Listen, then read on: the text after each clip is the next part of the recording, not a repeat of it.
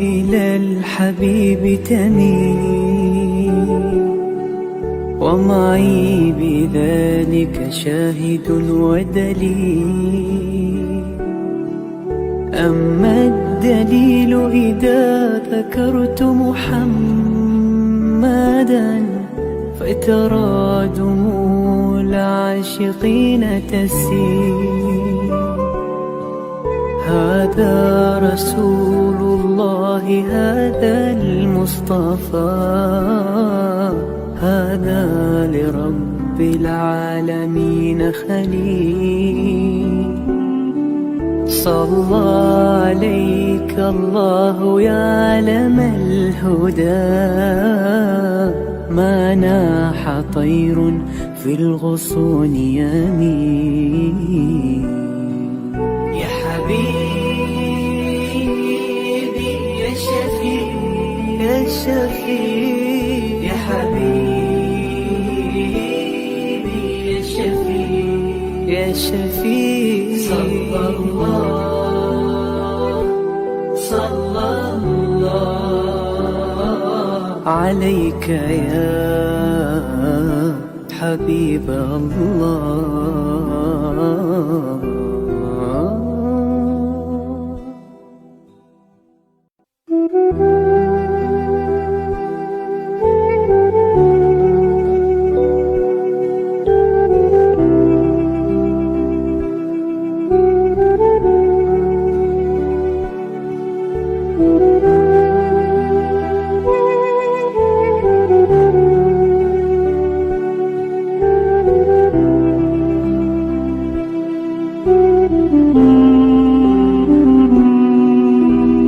القلوب إلى الحبيب تميل، ومعي بذلك شاهد ودليل. أما الدليل إذا ذكرت محمدا فترى دموع العاشقين تسيل.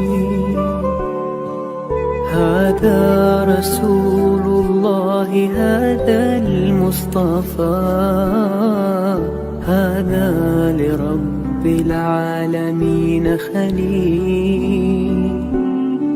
صلى عليك الله يا علم الهدى، ما ناح طير في الغصون يمين. يا حبيبي يا شفيع يا شفيع، يا حبيبي يا شفيع يا شفيع. صلى الله عليك يا حبيب الله.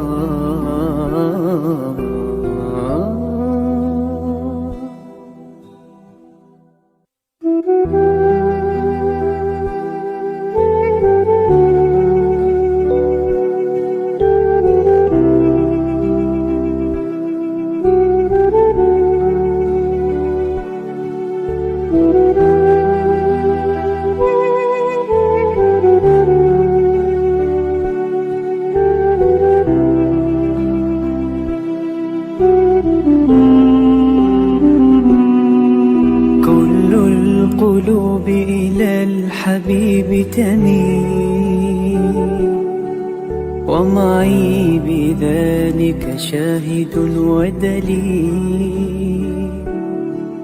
أما الدليل إذا ذكرت محمدا فترى دموع العاشقين تسيل.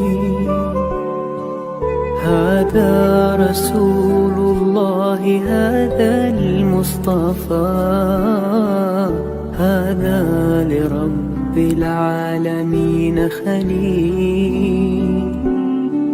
صلى عليك الله يا علم الهدى، ما ناح طير في الغصون يمين. يا حبيبي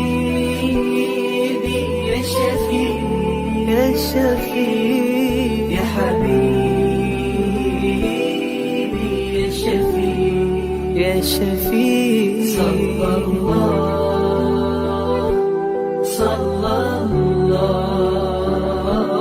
عليك يا حبيب الله.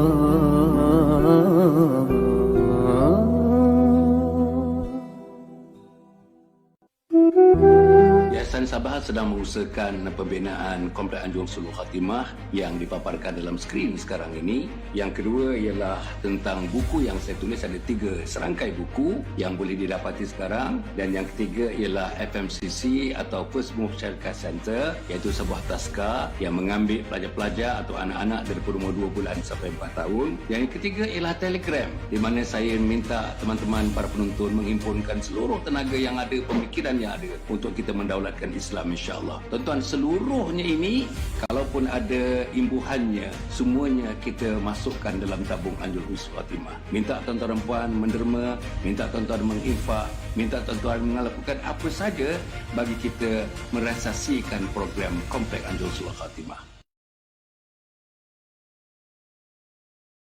Assalamualaikum warahmatullahi wabarakatuh. Alhamdulillahi nahmaduhu wa nasta'inuhu wa nastaghfiruh. ونعوذ بالله من شرور أنفسنا ومن سيئات أعمالنا من يهده الله فلا مضل له ومن يضلله فلا هادي له أشهد أن لا إله إلا الله وأشهد أن محمدا عبده ورسوله اللهم صل وسلم على سيدنا محمد وعلى آله وصحبه وذريته أجمعين سبحانك لا علم لنا إلا ما علمتنا إنك أنت العليم الحكيم ولا حول ولا قوة إلا بالله العلي العظيم أما بعد. Para penonton yang berhati sekalian, berjumpa lagi kita tuan-tuan. Sebulan kita jumpa 2 kali, minggu yang pertama dan minggu yang ketiga. Minggu yang pertama dan minggu yang ketiga tuan-tuan dan puan. InsyaAllah Jadi kita bertemu lagi tuan-tuan dan puan, 4 negara insyaAllah. 4 negara akan berpadu membawa obor. La ilaha illallah Muhammadur Rasulullah. Membawa obor Islam. Supaya obor itu akan menerangi umat seluruhnya insyaAllah. Bukan umat 4 negara ini, bukan umat 4 negara. Tapi umat insya-Allah di Asianya, di Afrikanya, di Latin Amerikanya, di Eropanya, di mana juga tuan-tuan dan puan terdapat insan untuk kita pancing mereka untuk menjadi umat Muhammad sallallahu alaihi wasallam. Tuan-tuan dan puan, inilah yang sedang kita lakukan tuan-tuan dan puan ya. Kita lakukan ini dalam konteks semata-mata tuan-tuan dan puan. Bukan ada sebab yang kedua, bukan ada sebab yang ketiga, bukan ada rasional yang keempat, tidak ada. Hanya satu saja rasionalnya, hanya ada satu sebabnya, iaitu mendakwahkan agama Allah Subhanahu Wa Taala. Jadi inilah yang sedang kita lakukan tuan-tuan. Tuan-tuan tengok Pak Habib Syekh Said Abdul Rahman Al-Habsyi dalam keadaan uzur tuan-tuan. Berada di katil, tak boleh banyak bergerak dengan tulang belakangnya, ada masalah. Tuan-tuan dan puan insya-Allah, tetapi masih lagi tuan-tuan, masih berupaya. Walaupun nampaknya badannya, jasadnya tidak berapa mengizinkan, tetapi kekentalan hatinya, semangatnya untuk mendakwahkan agama Allah Subhanahu Wa Taala ni sentiasa terpancar daripada mukanya, daripada iras-iras mukanya terpancar kehebatan untuk mendakwahkan agama Allah.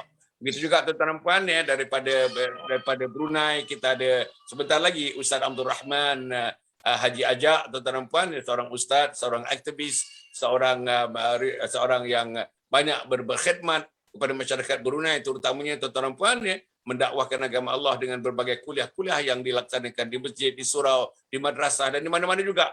Tuan-tuan, dalam keadaan beliau terlibat secara langsung untuk mentarbiah masyarakat di Brunei di sana. Begitu juga tuan-tuan dan puan, kita ada Bapak Nur kita daripada Bogor, tuan-tuan dan puan, insya-Allah ya, yang banyak mendidik dengan pesantrennya, dengan pondok-pondoknya, tuan-tuan dan puan, insya-Allah telah mendidik anak-anak bangsa untuk menjadi manusia-manusia yang sangat dikasihi, dicintai dan disayangi oleh Allah Subhanahu Wa Taala. Dan balik ke Malaysia, kita ada Pak Om tuan-tuan.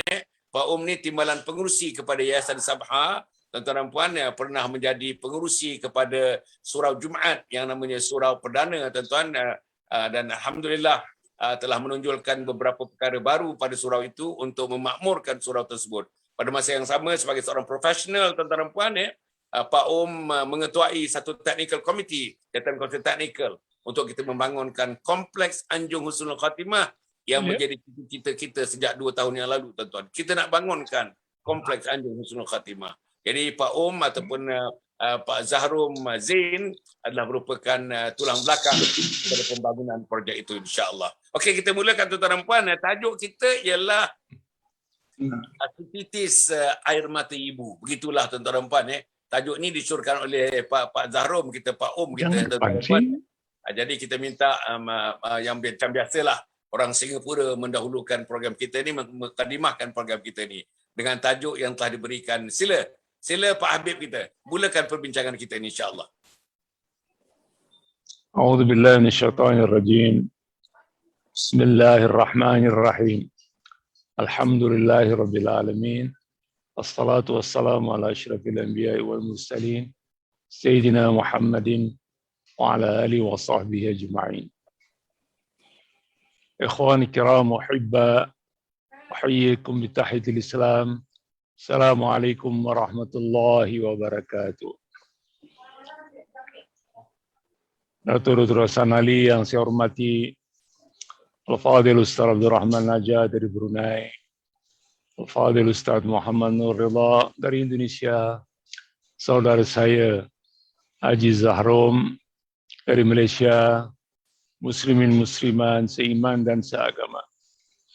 Alhamdulillah, bersyukur kita kepada Allah kerana sekali lagi kita diketemukan oleh Allah pada hari yang mulia ini untuk sama-sama kita berusaha untuk mendekatkan diri kepada Allah, untuk menjadi hamba-Nya yang bertakwa, yang saleh, yang sentiasa mengikuti segala apa yang diperintahkan dan menjauhi segala apa yang dilarang. Sekaligus berusaha untuk mendakwakan agama ini kepada umat manusia. Semoga dengannya insya-Allah Islam akan kembali kepada garis yang ditentukan oleh Allah dari hari ke hari. Jadi tajuk hari ini merupakan satu tajuk yang sebenarnya agak besar, yaitu sesejuk air mata ibu. Kalau kita sering mendengarkan, selalu juga mendengarkan pepatah orang Melayu mengatakan, sejuk mata mak engkau, sejuk perut mak engkau ketika melahirkan kau. Kerana apakah ucapan ini kita dengarkan dan sering kita dengarkan? Tidak lain hanyalah kerana orang yang melafazkan kata-kata ini telah melihat sesuatu kehebatan, telah melihat satu keunggulan, telah melihat satu keistimewaan yang ada pada keluarga seseorang atau kepada anak-anak daripada ibu tadi. Jadi kalau kita ingin melihat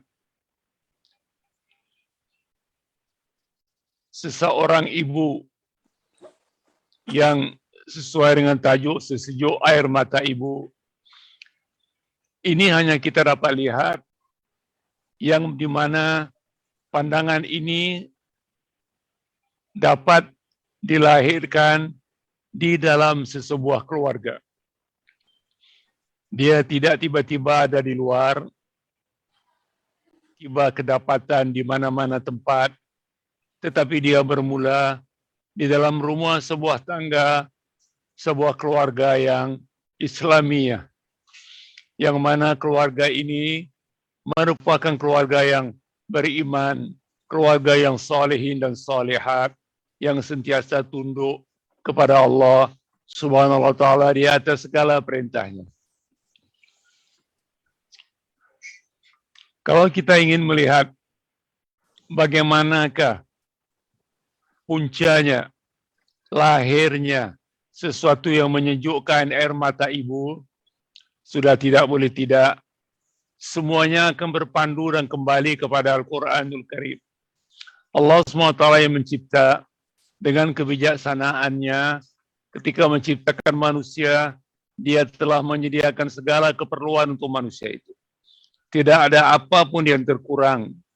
Jadi dengan kebijaksanaan inilah Allah telah mengabadikan apa yang telah dengan kebijaksanaan Allah tadi, Allah telah mengabadikan di dalam Al-Quran dan juga yang telah ditunjuk ajarkan oleh Rasulullah SAW kepada umatnya. Sehingga bagi siapa yang mengikuti dua ajaran ini dan juga salafus saleh, maka akan lahirlah mata-mata yang akan sentiasa melihat, yang memandangi sesuatu dengan kesejukan dan ketenangan serta kegembiraan. Jadi Allah SWT telah membicarakan hal ini bermulanya di dalam surah Al-Luqman Anul Hakim. Dia bermula daripada ayat 12 sampai ke ayat 19. Selalu ayat ini menjadi patokan dan pegangan bagi orang yang ingin mengasaskan sesebuah rumah tangga yang dipenuhi dengan sakinah, kebaikan dan kesolehan, juga yang memandukan, yang merupakan pengodanya, dia punya pilot adalah kedua orang tua, maka tidak boleh tidak ayat ini adalah sebagai panduan. Begitu juga diikuti dengan kisah Nabi Allah Ibrahim alaihissalam bersama keluarga, kisah Nabi Nuh, Nabi Lot, dan kisah nabi-nabi yang lain. Jadi kalau kita ingin melihat inti di antara inti apa yang telah dijelaskan oleh Allah Subhanahu wa taala, sebelum kelahirannya penyejuk mata, sesuatu yang mententeramkan pandangan, yang menyenangkan, Allah Ta'ala telah lebih dulu memberitahu kepada kita di mana Allah telah menceritakan bagaimana dia telah memberikan hikmah kepada Luqmanul Hakim agar dia bersyukur kepada Allah. Kemudian Allah Ta'ala menyatakan lagi, sesungguh Allah menyatakan bahwasanya kepada anak-anak, berbaktilah kalian kepada kedua orang tua kalian yang telah mengandungkan kalian dengan kesusahan dan kesulitan, dengan bertambahnya kesusahan dan kesulitan, dan telah memberi menyusui kepada kalian selama 2 tahun. Maka bersyukur dan berterima kasihlah kalian kepadanya dengan segala usaha kebaikan, kemuliaan yang telah mereka laksanakan untuk kalian.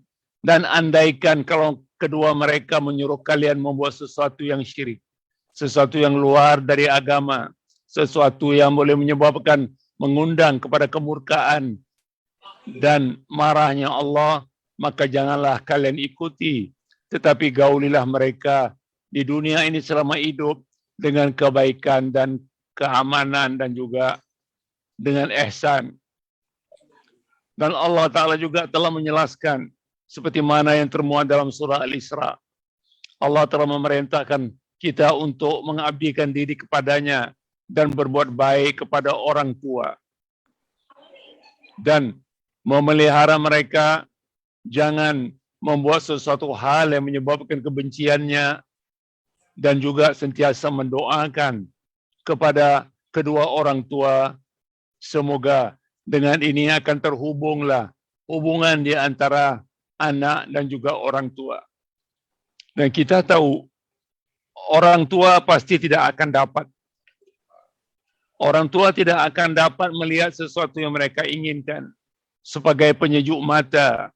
Seperti mana Rasulullah bersabda yang bermaksud, dijadikan salat ini sebagai penyejuk mata. Maka anak yang saleh juga menjadi penyejuk mata bagi orang tua. Bukan hanya itu saja, itu juga merupakan satu investment yang besar yang akan memberikan kebaikan kepada orang tuanya setelah mereka meninggal. Karena hubungan orang tua dengan anak yang saleh, walaupun setelah meninggal, hubungan mereka masih tetap erat. Karena Allah merintahkan dengan anak sentiasa mengangkat tangan dan mengatakan, Rabbighfirli wa liwalidayya warhamhuma kama rabbayani shaghira. Jadi untuk mendapatkan menjadi penyejuk mata kepada ibu, ataupun ibu yang mempunyai permata hati, maka sudah semestinya lah pendidikan dari awal itu harus diberikan. Karena kita tahu kalau kita mengantar anak ke sekolah, di situ mereka mendapat ilmu, tapi tidak mereka mendapatkan pendidikan akhlak, pendidikan akidah, pendidikan ibadah, dan pendidikan-pendidikan yang membawa mereka kepada Allah Subhanahu wa taala. Kecuali kalau mereka mengantar anak-anak sekolah di madrasah, di situ tentulah terdapat pendidikan agama yang mendekatkan, menghubungkan mereka kepada Allah Subhanahu wa taala. Jadi untuk tidak boleh tidak, ibu yang telah membesarkan anak, yang telah mengandung anak, yang telah menyapih anak, memberi susu, sudah tentu tidak akan mau rugi. Pasti mereka inginkan hasil dari segala usaha yang telah mereka berikan untuk membesarkan anak ini dapat dikembalikan kepada mereka setelah mereka melanjut tua ataupun setelah meninggal. Jadi saya rasa cukup dulu sebagai mukaddimah. InsyaAllah. Wallahu a'lam. Alhamdulillah. Para penonton yang hormati sekalian, satu mukaddimah yang tuan-tuan menyentuh beberapa ayat Quran yang menyentuh tentang ibu, tentang di mana letaknya ibu dalam kehidupan kita, tuan-tuan dan puan. InsyaAllah jadi sudah jelas, tuan-tuan dan puan, dalam Quran, dalam hadis Nabi Muhammad SAW, sebagaimana yang dinukilkan tadi, tuan-tuan dan puan, sudah tentu sudah membuka satu ruang besar dalam kehidupan kita, satu ruang besar kepada world view kita, satu ruang besar kepada pandangan kita, satu ruang besar kepada bisikan hati kita tentang seorang insan yang namanya ibu. Saya nak pergi kepada Al-Fadhil Ustaz Abdul Rahman Ajak daripada Brunei Darussalam. Ustaz, Ustaz, katakanlah Ustaz sekarang ni kita melihat satu barisan, Ustaz, satu barisan manusia-manusia mengikut tingkat-tingkatnya yang akan dikasihi, disayangi, dicintai oleh Allah Subhanahu Wa Taala, yang dihormati oleh malaikat-malaikat di langit sana, tuan-tuan dan puan. Daripada barisan itu terdapat berbagai-bagai gelaran, engineernya, doktornya, petaninya, nelayannya, arkiteknya, profesornya, lecturernya, gurunya, berbagai-bagai nama-namanya. Kan? Tetapi ada satu dalam barisan itu, ada satu manusia, gelarannya nama ibu. Agaknya Ustaz, di mana spotlight kasih sayang Allah? Kalau benda itu berlaku pada waktu malam dan sebagainya, spotlight nak pergi kepada satu insan, spotlight yang menggambarkan kasih, cinta, sayang, penghormatan Allah Subhanahu Wa Taala dan Nabi Muhammad SAW, penghormatan Islam kepada seorang insan. Kepada siapa agaknya spotlight itu daripada ramai tadi gelaran-gelaran, berbagai gelaran jawatan, berbagai gelaran dalam kehidupan kita. Tapi ada seorang yang bergelar ibu namanya. Macam mana spotlight kasih sayang Allah itu? Macam mana Ustaz Abdul Rahman? Sila Ustaz Abdul Rahman. Bismillahirrahmanirrahim. Alhamdulillahi Rabbil Alamin. Wassalatu wassalamu ala ashrafil anbiya wal mursalin sayyidina wa syafi'ina wa habibina wa maulana Muhammad wa ala alihi wa sahbihi ajma'in. Subhanaka la ilma lana illa ma 'allamtana innaka antal alimul hakim. Allahumma salli ala sayyidina Muhammad الفاتح لما أغلق والخاتم لما سبق والناصر الحق بالحق والهادي إلى صراطك المستقيم وعلى آله وأصحابه بحق قدره ومقداره العظيم. أما بعد, yang kami muliakan yang berbahagia Datuk Dr. Dan begitu juga kepada rakan-rakan ahli panel, Habib Syed Abdul Rahman Al-Habsyi, Tuan Muhammad Zahrum Zain dan macam tujuh Ustaz Ahmad Merada dan saudara penonton-penonton yang dikasihi sekalian. Assalamualaikum warahmatullahi wabarakatuh. Assalamualaikum. Berikan rasa syukur kehadrat Allah Subhanahu wa taala dan izin dan limpah rahmatnya, taufik dan hidayahnya dapat lagi kita bersama-sama di dalam membicarakan ilmu Allah Subhanahu wa taala, yang mana pada kali ini kita berbicara satu topik, iaitu sesejuk air mata ibu. Allahumma salli ala sayyidina Muhammad. Menjawab persoalan daripada yang berbahagia Datuk, Allahumma salli ala sayyidina Muhammad, di manakah agaknya spotlight kemuliaan seorang ibu? Itu yang saya dapat tangkap daripada soalan daripada Bahagia Datuk. Di mana kalau yang lain dinilai engineernya mungkin dengan ilmunya, yang lain dinilai dengan pangkatnya, yang lain dinilai dengan hartanya, milianernya dan sebagainya. Tetapi ibu ni di manakah kemuliaannya? Allahu Akbar. Allah Subhanahu wa taala berfirman, A'udzu billahi minasyaitonir rajim. وقضى ربك ألا تعبدوا إلا إياه وبالوالدين إحسانا إما يبلغن عندك الكبر أحدهما أو كلاهما فلا تقل لهما أف ولا تنهرهما وقل لهما قولا كريما. Kira-kira bermaksud وَقَضَى رَبُّكَ أَلَّا تَعْبُدُوا إِلَّا إِيَّاهُ, maka tunaikanlah perintah daripada Tuhanmu agar janganlah menyembah selain daripada kepada Allah. وَبِالْوَالِدَيْنِ إِحْسَانًا, dan berlaku baiklah dengan kedua ibu bapa. Maka kalau kita diperhatikan daripada ayat ini, ranking berbuat baik kepada kedua ibu bapa ini ialah ranking yang kedua. Cuba lihat. Pertama, la ta'buduna illallah, iaitu menyembah Allah Subhanahu wa taala. Ini dulu. Selepas menyembah Allah Subhanahu wa taala, iaitu yang kedua, buat baik dengan kedua ibu bapa. Ini subhanallah, masya-Allah. Jadi, menjawab persoalan tadi itu, di mana kemuliaannya? Yang kedua setelah menyembah Allah, itulah berbuat baik dengan kedua ibu bapa. Dengan berbuat baik kedua ibu bapa itulah yang dapat menyejukkan air mata ibu. Sejuk air mata ibu itu, kalau mengikut penafsiran saya, itulah menyenangkan hati ibu dengan tingkah laku maupun dengan kata-kata. Wa qul lahuma qawlan karima, katakanlah kepada mereka dengan kata-kata yang baik, kata-kata yang penuh dengan yang hormat. Wakhfid lahuma janaha dhulli minar rahmah, maka rendahkanlah dirimu, jangan berlaku kasar, jangan berlaku biadab, jangan menaikkan suara, rendahkan suara.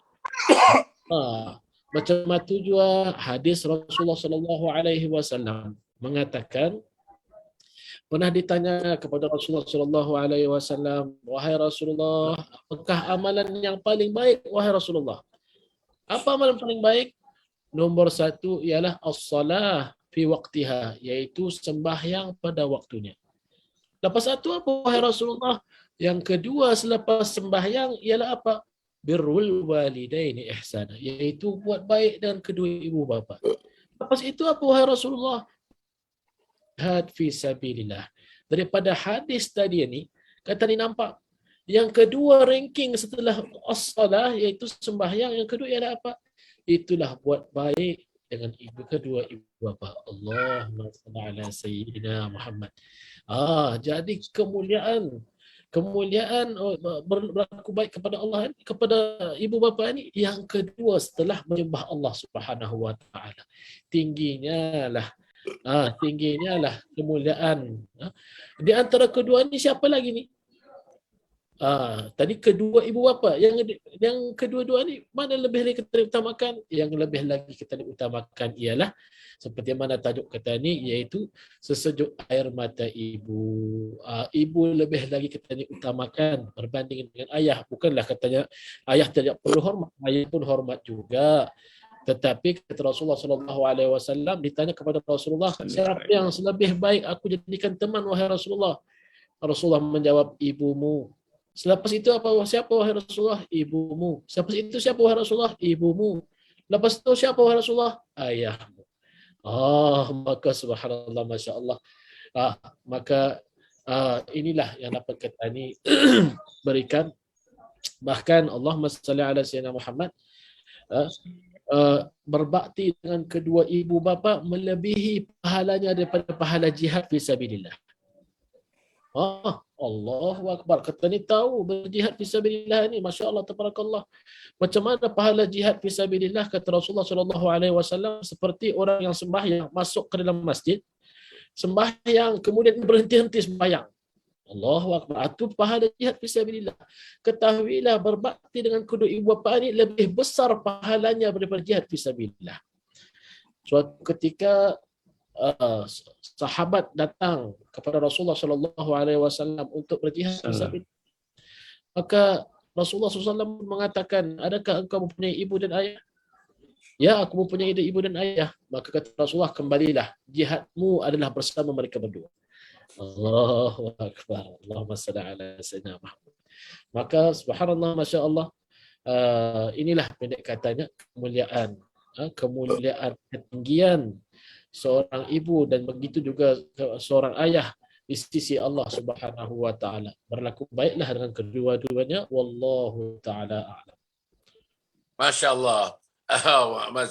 Banyak tuan-tuan hadis-hadis yang dikemukakan ayat Quran di awal tadi yang dikemukakan Ustaz Abdul Rahman, tuan-tuan dan puan, untuk meyakinkan kita, tuan-tuan, meyakinkan kita. Kita sudah yakin, alhamdulillah. Saya yakin para penonton di mana juga, di Brunei Darussalam, di Singapura, di Indonesia, di Malaysia, di mana juga tuan-tuan pada tuan-tuan.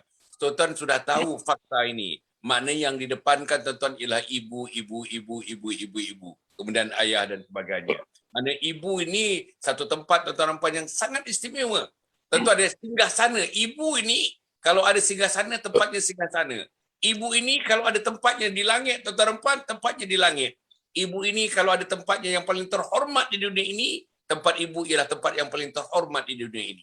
Tuan-tuan puan ya, tetapi sebaliknya tuan-tuan puan ya, saya tak tahulah di kalangan kita dan sebagainya. Anak-anak kita sekarang ni, oleh kerana dunia moden dan sebagainya, berbagai-bagai teknologi moden menghampiri kita. Kita dapati dalam keluarga sekarang ni nampak terpinggir. Ibu terpinggir. Semakin tua semakin terpinggir, semakin tua semakin terpinggir. Sebab anak-anak kurang berminat bercakap dengan orang tua. Anak-anak kurang berminat berkomunikasi dengan ayah dan ibu yang sudah tua. Anak-anak kurang berminat untuk mendengar cerita-cerita orang tua-tua yang diulang-ulang.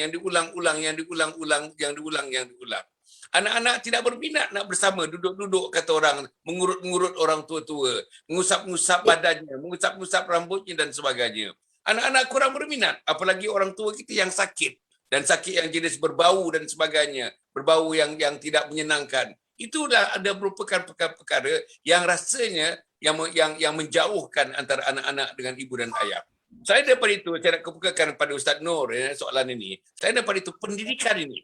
Pendidikan kasih kepada ibu dan ayah ini. Saya rasa memang ada diberikan kepada kita melalui Quran, melalui kelas-kelas agama dan sebagainya. Tapi pendidikan itu tidak cukup dibandingkan dengan pendidikan material, pendidikan perniagaan, pendidikan kerja, pendidikan berbagai-bagai lagi yang diberikan kepada kita lebih hebat. Hari-hari diberikan pendidikan macam mana nak berniaga, macam mana nak cari keuntungan. Tapi pendidikan untuk mencari keuntungan akhirat dengan memberikan khidmat bakti kepada ibu-ibu dan ayah-ayah sebenarnya, rasa saya tidak intensif, tidak seberapa ditekankan. Mana-mana keluarga pun saya fikir. Sebab itu tuan-tuan mudah. Kemudahan itu saya nak teruskan sikit je. Pada satu masa dulu tuan-tuan, dalam 20 tahun dulu, rumah-rumah orang tua di Malaysia ni tidak ada orang Islam. Hampir tidak ada. Sekarang ni ada setengah-setengah rumah orang tua yang dijalankan tuan-tuan puan, kadang-kadang sampai 40 ke 50% adalah penghuninya orang-orang Islam.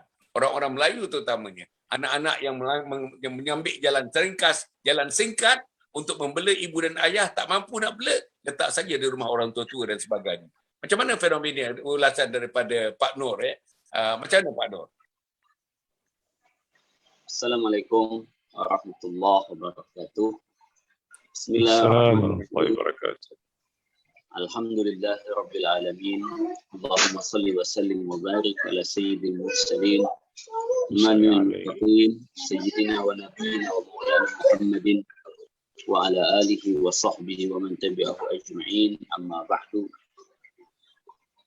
Datuk yang sangat kami cintai, Habibana Sayyid Abdul Rahman Al-Halsi, Ustaz Abdul Rahman Haji Ajar dan juga Tuan Haji Sarum. Mudah-mudahan kita semua dijaga, dipelihara oleh Allah Subhanahu wa taala dalam kebaikan dan juga di dalam keridhaan-Nya.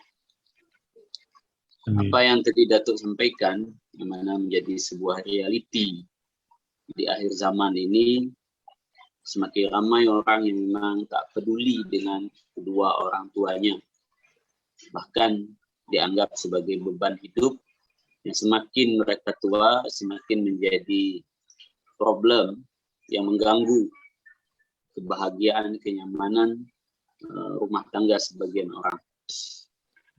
Perkara ini sebenarnya memang dah banyak dibahas, disampaikan oleh baginda Nabi Sallallahu Alaihi Wasallam, khususnya mengenai masalah al-aqq ataupun huququl walidain, durhaka kepada kedua orang tua. Dalam salah satu hadis yang diriwayatkan di dalam hadis sahih, Nabi Sallallahu Alaihi Wasallam mengatakan bahwa di antara tanda hari kiamat adalah walidal amatu rabbataha. Sebagian ulama menyatakan arti antalidal amatu rabbataha adalah seorang ibu yang kemudian melahirkan anak, yang mana anaknya ini macam tuan bagi ibu itu sendiri. Dia memerintahkan berbagai macam perkara kepada ibunya, seakan-akan ibunya adalah membantu pelayan di rumahnya. Jadi macam-macam perkara terjadi, macam-macam hal yang menjadi sebab perkara ini terjadi. Kalau kita tengok kepada yang Datuk sampaikan tadi, memang sangatlah betul bahwa pendidikan tahap awal ni yang tidak ada. Ana dulu pernah diminta menulis satu buku, di mana buku tersebut judulnya adalah Surga di Telapak Tangan Ayah. Bila kita tengok buku yang membahas mengenai ibu dulu terlampau banyak, maka ada satu orang tu, dia datang jumpa Ana untuk Ana bahaskan tentang ayah sahaja. Maka Ana tulislah satu buku dengan judul Surga di Telapak Tangan Ayah. Sebabkan ibu di telapak kaki, maka ayah di telapak tangan. Jadi bila kita jumpai, ada beberapa perkara yang menyebabkan kedurhakaan. Yang pertama sekali adalah mak dan ayah yang tak pernah mengajarkan cara berbakti kepada anaknya. Dalam mukaddimah buku tu Ana sebutkan kenapa banyak anak yang durhaka, sebab dia tidak pernah tengok macam mana ayah ibunya berbakti kepada atuk dan tuan dia. Bila ayah dan ibu dia tidak pernah dia tengok berbakti kepada ayah dan ibu mereka, mungkin macam-macam sebab lah. Sebab jauh dia pergi merantau, sebab mak ayah dia dah tak ada, atau seumpamanya, dan salah satunya adalah dengan tidak menyambung hubungan baik ayah dia dengan orang-orang yang baik kepada atuk dia dulu yang dah meninggal misalkan. Ini salah satu sebab utama anak tak boleh nak faham macam mana cara berbakti kepada mak dan juga ayah. Dalam hadis Nabi SAW menyatakan bahawa baru abakum tubirukum abna'ukum. Berbaktilah kalian kepada ayah ibu kalian. Contohkan perkara tersebut bagi tengok kepada anak cucu kalian, maka anak cucu kalian pun akan berbakti kepada kalian. Bila dia tengok kita sebagai ayahnya, cium tangan, datang bawa hadiah, peluk mak ayah, datang memang dengan penuh hormat, penuh adab, maka anak cucu kita pun akan memperlakukan kita macam tu juga. Sebaliknya, bila dia tengok kita macam marah-marah, bersikap kasar, berkata-kata yang tidak baik kepada mak ayah kita, di mana ianya adalah tuk dan tuan mereka, maka ini akan menjadi contoh kepada mereka, macam tu pula yang nanti mereka akan lakukan kepada kita.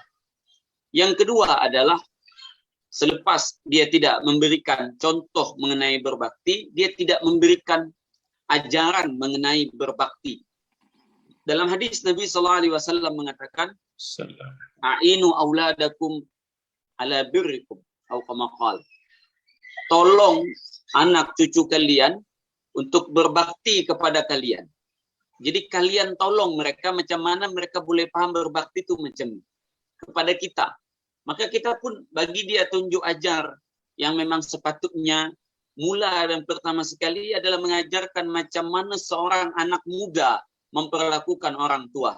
Zusyaibah dalam Islam, orang yang dah berubah, tak kisah itu ayah dia, atu dia, atau orang lain yang lebih tua daripada dia kena cium tangan, dia kena hormat, dia kena macam-macam perkara yang dulu kita diajar oleh mak ayah kita, sehingga menjadi satu adat istiadat. Orang akan tengok budak ni anak siapa, bila dia jumpa bersalam dengan orang tua dia tak cium. Maknanya ada ajaran yang memang kita kena tolong mereka untuk pahami apa yang dimaksud dengan berbakti. Nah, kemudian dalam ajaran inilah nanti masuk apabila Allah Ta'ala katakan berbakti kepada orang tua sebagai perkara fardu ain, di mana di dalam beberapa ayat Allah Ta'ala letak berbakti kepada orang tua itu sebagai perintah yang kedua selepas menyembah dan tidak syirik kepada Allah. Maka Allah letak selepas itu wabil walidaini ihsana, berbakti dan berbuat baik kepada orang tua. Nah, maknanya ini adalah satu perkara fardu ain yang mana perlu dia pelajari dan wajib kita ajarkan macam mana solat. Kita ajarkan dia rukun solat, takbiratul ihram, rukuk, sujud. Macam itu juga kita kena ajarkan kepada dia apa yang disebut dengan berbakti kepada mak dengan ayah. Jadi apabila orang sedar bahawa perkara terbaik, amal terafdol adalah berbakti kepada mak ayah, maka dia kena faham bahawa nak berbanding dengan solat terlampau jauh lebih besar pahala berbakti. Bahkan berbanding dengan jihad, berbanding dengan haji, semua yang paling besar adalah berbakti kepada orang tua. Nah, di sini kita kena sampaikan kepada mereka mana al-afdal fal-afdal, perkara yang terbaik di antara segala perkara terbaik adalah berbakti kepada orang tua. Nah, di sini juga kita kena sampaikan kepada mereka, nah, khususnya ya, kepada asatidah dalam ceramah-ceramah untuk memberikan pemahaman, menyampaikan banyak sekali hadis. Bahkan para ulama menulis berbagai macam kitab seperti Imam Ibnul Jauzi menulis kitab Birrul Walidain. Di situ ada banyak sekali hadis-hadis yang menyebutkan macam-macam cara dan juga macam-macam kelebihan berbakti kepada mak dengan ayah. Kita kena sampaikan bahawa sebagaimana yang Nabi SAW katakan, orang tua itu adalah kunci surga. Dalam riwayat, tengah pintu surga. Nah, kalau engkau nak, engkau pelihara. Kalau engkau nak surga, engkau pelihara pintu tersebut. Kalau engkau tak nak, maka silakan engkau tinggalkan. Maknanya engkau akan memilih neraka. Nah, surga dan neraka bergantung kepada mak ayah. Ridallah firdal walidain wa suhtullah fi suhtil walidain. Allah akan rida apabila kedua orang tua meridai kita. Dan Allah akan murka apabila kedua orang tua memurkai kita. Kemudian adab-adab ini yang terakhir, kita kena sampaikan adab-adab, macam mana adab kepada orang tua. Di dalam sebuah cerita, boleh kita katakan itu sebagai hadis dari Sayyidina Abu Hurairah radhiyallahu anhu, bahwa apabila kita tengah makan, lalu mak atau ayah tengok apa yang kita ambil tu, kata beliau, jangan engkau makan. Itu kena kita bagi kepada mereka. Mungkin mereka menginginkan makan tersebut. Dalam cerita disebutkan, wallahu a'lam betul tak cerita tu, bahwa Sayyidina Husain atau Sayyidina Hasan takut nak makan bersama dengan Sayyidatuna Fatimah apabila mereka dah besar. Sebab mereka khawatir apa yang mereka makan adalah yang diinginkan oleh mak atau ayahnya, sehingga mereka termakan apa yang diinginkan. Sayyidina Abu Hurairah radhiyallahu anhu mengatakan, jangan kau berjalan di hadapan ayah engkau, apakah lagi menjadi imam. Karena itu adalah satu perkara yang akan membuat engkau derhaka. Bahkan bila kita tengok dalam tafsir wala taqul lahuma uffin, ada banyak tafsiran para ulama mengenai perkara tersebut. Mereka katakan sesuatu yang menyakiti perasaan orang tua, walaupun hanya tatapan mata, itu sudah perkara derhaka yang bisa membuat kita su'ul khatimah wa na'udzubillah. Maka itu menyampaikan perkara mengenai orang tua ini, ana rasa bahkan lebih penting daripada perkara kita mengajarkan tentang solat. Kerana solat itu hak Allah. Hak Allah itu mabniun alal musamaha. Dibangun, Allah masih boleh memaafkan lagi. Ada maaf. Andaikan kita masuk neraka sebab kita tak solat, ada maaf lagi dari Allah. Sebagai umat Nabi Muhammad, kita masih boleh lagi kita masuk surga. Akan tetapi bila tentang perkara uququl walidain, durhaka kepada kedua orang tua, seseorang masuk neraka sebab durhaka kepada orang tua, memang takkan ada maaf Allah untuknya. Maka itu macam mana pentingnya kita belajar tentang rukun solat. Maka macam itu pula, bahkan mungkin bisa jadi lebih penting kita belajar mengenai hak-hak orang tua dan juga apa-apa perkara yang membuat kita menjadi derhaka kepada mereka. Mudah-mudahan Allah Ta'ala jadikan kita sebagai anak yang selalu setia, anak yang selalu berbakti. Dengan minimal, kata ulama dalam sebuah hadis, dalam kitab Al-Jami' As-Saghir, meminta istighfar kepada Allah 25 kali sehari. Astagfirullah li wali walidayya, atau yang seumpamanya Rabbighfirli wali walidayya. Siapa yang mengatakannya, kata Nabi, 25 kali sehari, maka dia ditulis sebagai anak yang berbakti. Mudah-mudahan kita termasuk orang tersebut. Amin ya rabbal alamin. Tuan, kalau tuan-tuan tengok apa yang diulas oleh Pak Nur kita, tuan-tuan, setelah menulis buku syurga berada di telapak tangan ayah. Saya tengok, tuan-tuan, dia punya flow dia, apa yang disuarakan oleh Pak Nur tu begitu cantik, tuan-tuan. Ayat Qurannya, hadisnya diulas dengan contoh-contoh, dan memusatkan perhatian kepada pentarbiahan, pendidikan. Ada ejen-ejen pendidikan, tapi ejen pendidikannya mak ayah sendiri yang kena mendidik anak-anak dia supaya kasih, sayang, cinta, hormat kepada ibu dan ayah dan sebagainya. Kepada Pak Om, sekarang kita ambil tugas untuk mendidik ni.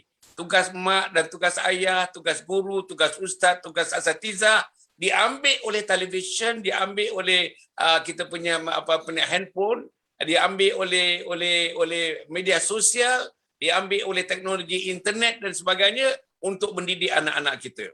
Jadi pendidikannya itu jauh sekali berbeza dengan apa yang disebut oleh Ustaz tadi, Ustaz Nur misalnya. Cium tangan ibu. Mana ada orang, di mana, televisyen yang mana, filem yang mana, drama yang mana, yang dibuat di barat, yang menjadi contoh kepada kita, tuan-tuan dan puan, yang mana yang ada orang muda mencium tangan orang tua, anak-anak mencium tangan ibu dan ayah. Kalau tuan-tuan tengok di barat, saya lama juga tinggal di barat, 6 tahun setengah tinggal di barat. Tuan-tuan, tak ada. Hampir dalam, kalau kita menggunakan neraca kita, hampir tidak ada macam penghormatan, tuan-tuan. Dia boleh berjalan dengan ibu dan ayah dengan tegak, dengan sombong, buka dada berjalan dengan ibu dan ayah. Dia tak pernah tunduk di hadapan ibu dan ayah. Dia boleh duduk di atas sofa, di atas kerusi, mak duduk di atas lantai. Dia selesa tengok melunjurkan kakinya di hadapan ibu dan ayah dan sebagainya. Kata-katanya, tuan-tuan, dia tidak ada bahasa special untuk ibu dan ayah. Macam mana bercakap dengan adik-beradik, macam mana bercakap dengan kawan-kawan, same bahasa, same tone, nada yang sama mereka gunakan ibu dan ayah. Bertengkar dengan ibu dan ayah boleh katakan biasa, tuan-tuan dan puan. Argue sampai keluar anak-anak tekak ni, argue dengan ibu dan ayah itu biasa, tuan-tuan dan puan. Jadi macam mana Pak Om, kita, anak-anak kita terutamanya diselubungi oleh satu budaya baru dalam kehidupan mereka sejak 20 tahun yang akhir ini. Macam mana kita nakkan manusia yang ideal yang dapat berbakti kepada ibu dan ayah itu? Macam mana Pak Om? Terima kasih Datuk. Terima kasih Ustaz Mauridho, Ustaz Abdul Rahman Ajak dan juga Habib Abdul Rahman Habsyi, sahabat anak. Satu topik yang agak interesting. Sebab apa? Mula-mula saya ingat perkara ni mustahil bagi seseorang nak menjaga ibu atau ayahnya di ujung usia. Tetapi dengan kehendak Allah, saya dapat menyaksikan seorang hamba Allah.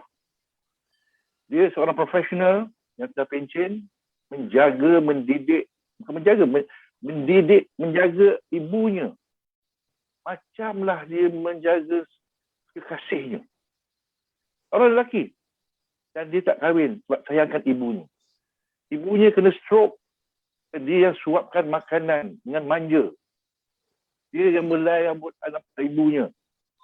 Dia yang menolong menukar pakaian ibunya. Membersihkan ibunya. Walaupun dia ada upah 2 orang nurse untuk membantu. Tapi dia tidak akan meninggalkan ibunya pada bila masa pun. Dia akan bersama ibunya. Dan itu ungkapan dia pada saya adalah, she is the only person in the world that I love. Inilah seorang manusia yang saya sayang dalam dunia ini. Sebab tu saya tak kahwin. Saya tak nak berbagi cinta saya kepada ibu saya. Inilah contoh di mana didikan yang diterima oleh seorang anak profesional ni belajar di satu institusi di MCKK, mendapat ijazah dari profesional, tapi apabila ibunya sakit, dia yang pertama berhadapan menjaga ibunya, ya, dan duduk dengan dia sekarang. Jadi itulah bagi saya kata Allah Maha Berkuasa dan menunjuk saya cara yang seperti mana Allah menyuruh manusia, menyuruh orang Islam kita mencintai ibu dan ayah. Berlaku di masa cara-cara menjaga, macam mana ibunya menjaga dia masa kecil, itulah cara dia menjaga ibu. Ya. Jadi itulah sebenarnya yang daripada akhlak seorang anak terpaksa dididik oleh ibu dan ayahnya. Sebab sekarang masih lagi kita tengok orang anak muda sekarang masih longgar tidak menghormati orang tu. Masa kita dulu dididik, kita lalu depan orang tu, kita tunduk. Angkat tangan minta lalu. Ya? Walaupun kita tak kenal. Tapi sekarang tengok orang muda. Lalu kita dia lalu, dia nak tunduk-tunduk. Siapakah salahnya? Itu adalah sebenarnya adab. Di mana adab ni sebenarnya lebih mulia pada ilmu. Dia apa ilmu tinggi mana pun, kalau tak ada adab, tidak ada penghormatan kepada orang tua, dia masih sampah. Orang tu tidaklah berguna kalau dia tidak adab. Jadi menjadi satu tanggungjawab pada semua orang. Pada yang tua macam saya, pada anak-anak saya, pada semua orang untuk mendidik anak-anak, memberi ilmu, kasih sayang pada orang tua. Macam tadi Ustaz Abdul Rahman ajak mengatakan, kita kena ada example, kita kena tunjuk pada anak kita yang kita sayang ayah kita, sayang ibu kita. Contoh masa ayah sakit, dia nak makan, melilih alionya di mulut. Kita kena tunjuk pada anak kita, kita ambil kain, kita lapkan alionya. Jadi itulah satu benda yang mana kita kena buat supaya anak kita besok akan membuat pada kita. Ya. Dan tidak boleh tidak, kita kena ajar. Itulah dikatakan Allah meredai kita kalau kita mengasihani ayah kita, ibu kita. Dan sebenarnya pada yang mereka yang ada ibu di rumah, berbahagialah. Sebab syurga mereka di rumah. Layanlah ibu mereka. Allahuakbar betul. Masya Allah, tuan-tuan dan puan. Itu yang, saudara, itulah cetusan daripada Pak Pak Zahrum Zain tentang menyambung, memanjangkan daripada Pak Syekh kita, Ustaz Abdul Rahman Al-Habsyi, kemudian tu Ustaz Abdul Rahman, kemudian tu Pak Noor kita. Dipanjangkan lagi oleh Pak tuan-tuan dan puan dengan memberikan sikit contoh tentang bagaimana seorang telah melayan ibunya, tuan-tuan dan puan sanggup tidak bekerja, sanggup tidak berkahwin agaknya, membujang, semata-mata nak memberikan perhatian sepenuhnya kepada seorang insan. Yang Nabi kata kalau kita nak berkhidmat, dia tanya kepada Rasul, kalau saya nak memberikan khidmat yang terbaik kepada insan di dunia ini, siapa dia? Macam Ustaz Abdul Rahman sebut tadi, ibumu. Datang kali yang kedua ibumu, datang kali yang ketiga ibumu, datang kali yang keempat baru ayahmu. Sesuailah dengan apa yang disebut oleh Pak tadi. Saya nak pergi balik kepada pusingan yang berikutnya kepada Al-Fadhil Tuan Syed Abdul Rahman Al-Habsyi. Tadi saya tersentuh sebenarnya. Saya baru dengar ni. Hari ni baru saya dengar bahawa cerita mengenai Hasan dan Husain tidak berapa selesa untuk makan bersama ibunya Sayyidatina Fatimah. Sebab takut kalau apa yang diinginkan oleh ibunya dalam hidangan yang sudah tersedia itu, kalau yang itu dimakan terdahulu oleh Hasan dan Husain. Ini pun sudah namanya mendahulukan diri, mendahulukan selesa diri, mendahulukan selera diri, membelakangkan ibu dan ayah. Itu pun satu benda yang termasuk agaknya dalam tafsiran yang kalau kita fikir tafsiran yang lebih perinci, mungkin termasuk juga dalam kederhakaan kepada ibu dan ayah. Jadi saya nak minta ulasan daripada Pak Said Tuan Said Abdul Rahman Al-Habsyi tentang perkara ini ya. Maknanya tentang ibu dan ayah ni. Saya sendiri ya, umur masuk 74 tahun dah ni. Kita ni makin tua, makin sensitif, makin tua, makin sensitif, makin tua, makin sensitif. Hari-hari kita tidak, kalau tak tengok anak laki-laki, anak perempuan, tak tengok anak perempuan, cucu.